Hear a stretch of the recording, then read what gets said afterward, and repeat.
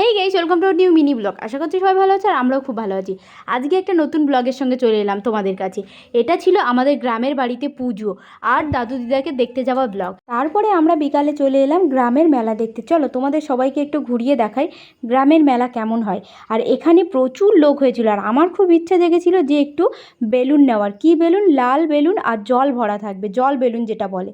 কিন্তু দুঃখের বিষয় ওখানে জল বেলুন ছিল না।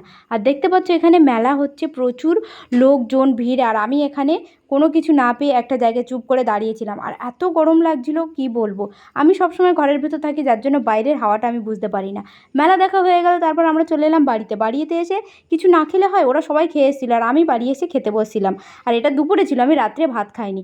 খাওয়া দাওয়ার পরে তারপরে আমরা বেরিয়ে পড়লাম বাড়ি আসার উদ্দেশ্যে। দেখো খেয়া বোর্ডে কারা উঠছে, লোক উঠছে, তার সঙ্গে গরুও উঠছে। আর আমার বর ওখানে গাড়িটাকে সাইড করে রাখছিল আর আমরা দুজনে দেখছিলাম, মা আর আমি। আর আমাদের গ্রামটা ছিল কিন্তু সুন্দরবনে। সুন্দরবন থেকে কে কে এই ভিডিওটা দেখছো কমেন্ট করে জানাতে কিন্তু ভুলো না। আর সুন্দরবন আমার মামির খুব ভালো লেগেছে। ও তো বাড়িতে আসতে চাইছিল না, কিন্তু কিছু করার নেই, বাড়িতে তো আসতেই হবে। তো ব্লগটা আজকের মতো এখানে শেষ করছি, দেখা হচ্ছে পরের ব্লগে। টাটা।